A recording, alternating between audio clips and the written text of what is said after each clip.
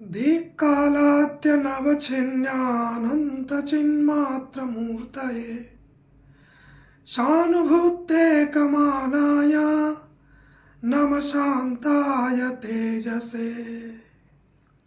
नमस्कार, सकलके वेद ও পুরাতনী কথায় স্বাগত জানাই।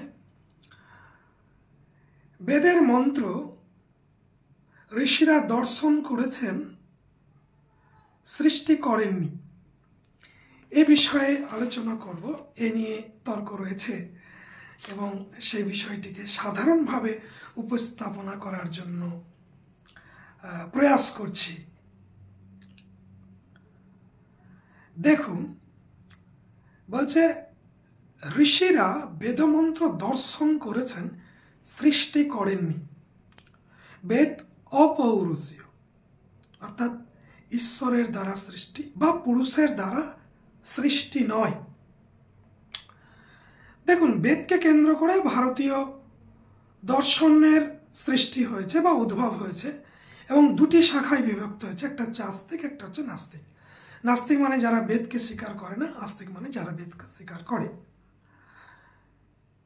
বৈদেশিক পণ্ডিতেরা বলেছেন যে বেদ রচিত হয়েছে বা রচনা করা হয়েছে, কিন্তু ভারতীয় পণ্ডিতেরা মনে করেন যে বেদ অপৌরুষীয়, বেদ লিখিত হয়নি বা রচিত হয়নি। এবার বলি, প্রথম দিকে কিন্তু বেদ রচনার বা লেখার খুব একটা কনসেপ্ট ছিল না। বেদ শ্রুতিগোচর ছিল বা শুনে শুনে মনে রাখা হতো বলে বেদের আর এক নাম হচ্ছে শ্রুতি। আচ্ছা, বেদমন্ত্র ঋষিরা দর্শন করলেন, সৃষ্টি করেননি। তাহলে সৃষ্টি কে করলো? প্রত্যেকটা মন্ত্রের তো ঋষি রয়েছেন, প্রতিটি সূক্তের তো ঋষি রয়েছেন, তারা বেদমন্ত্র দর্শন করছেন। পাশ্চাত্য পণ্ডিতরা বলছেন যে তারা লিখেছেন। যাই হোক, এবার দর্শন করেছেন যে বিষয়টিতে আসি। হ্যাঁ, তারা দর্শনই করেছেন। কি দর্শন করেছেন? বেদের মন্ত্রগুলি সাধারণত প্রকৃতি বিষয়ক, দেবতাদের গুণ, দেবতাদের রূপ, দেবতাদের কর্ম, এই বিষয়ে বেশি আলোচনা করা হয়েছে। তাহলে সেক্ষেত্রে ঋষিরা কি করছেন যে একটি বস্তু, যাকে দেবতা বলছি আমরা, বা ঋষিরা যাকে দেবতা রূপে স্বীকার করছেন, সেই দেবতার সম্পর্কে তারা, সে দেবতাদের যে গুণ, রূপ এবং কর্ম, তাদের সম্পর্কে তারা অবগত হচ্ছেন এবং খুব ভালো করে অবগত হচ্ছেন।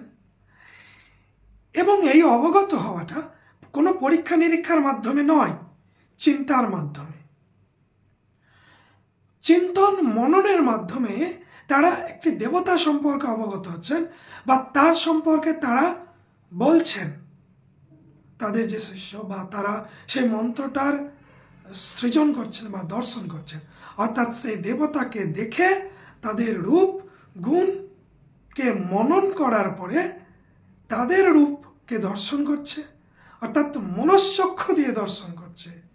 হচ্ছে মন্ত্র মননাথ, মনশ্চক্ষু দিয়ে দর্শন করছেন এবং তা শিষ্যদের সামনে ব্যক্ত করছেন বা নিজে সেটি বলছেন। তাহলে সেই দেবতা সম্পর্কে মনের চক্ষু দিয়ে, আমাদের যে লৌকিক চক্ষু সেটা দিয়ে তো দেখছেনই, সেই দেখাটা আমরাও দেখি, তারাও দেখছেন, বাট তার অধিকাধিক তারা মনের চক্ষু দিয়ে তাকে আরো ভালো করে দেখছেন। দেখার পরে তার সম্পর্কে তারা বলছেন। খুব সাধারণ মন্ত্র যদি বলি, অগ্নিমিলে পুরোহিতম যজ্ঞস্য দেবম ঋত্বিজম হোতারম রত্নধাতমম। খুব সাধারণ, একদম ঋগ্বেদের প্রথম সূক্তের প্রথম মন্ত্রই আমি বললাম। দেখুন, অগ্নি সম্পর্কে যে তথ্যটি উপস্থিত করছেন, যে অগ্নি মিলে, আমি সে অগ্নির স্তুতি করছি, যিনি পুরোহিতম, যিনি যজ্ঞের অগ্রভাগে রয়েছেন, অবস্থান করছে, যজ্ঞের দেবতা যিনি যজ্ঞের হবি বহন করে অন্যান্য দেবতাদের কাছে নিয়ে যাচ্ছেন,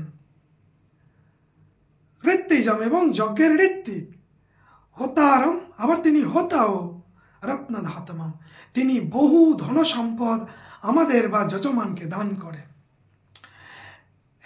এই জায়গায় এই যে বৈশিষ্ট্যগুলি, এই বৈশিষ্ট্যগুলি ঋষিরা অগ্নিকে দেখছেন, দেখে তার সম্পর্কে একটা মনন করছেন যে অগ্নি সম্পর্কে কোন কোন বৈশিষ্ট্যগুলিকে আমরা তার বৈশিষ্ট্য অনুসারে আমরা ব্যবহার করতে পারি বা বলতে পারি বা তাকে স্তুতি করতে পারি এবং কি বললে তাকে খুশি করা যেতে পারে। এই বিষয়টি অগ্নিকে অবজার্ভ করে বা দেখে বলছে বলেই এক্ষেত্রে মন্ত্রের দর্শনটা ইম্পর্টেন্ট হচ্ছে, সৃজনটা নয়। মনন করছেন এই মনশ্চক্ষু দিয়ে এবং মানবিক আমাদের যে লৌকিক চক্ষু দুটোর মাধ্যমে তারা দর্শন করছেন এবং দর্শন করে ব্যক্ত করছেন। এখানে দর্শনটা অধিক গুরুত্বপূর্ণ বলেই ঋষিরা মন্ত্রের দর্শন করেছেন, সৃজন করেননি বা সৃষ্টি করেননি। এই অর্থেই দাঁড়ায় যে ঋষিরা বেদমন্ত্রের দ্রষ্টা, বেদমন্ত্রের স্রষ্টা নন। সকলকে ধন্যবাদ। আবার দেখা হবে পরের ভিডিওতে।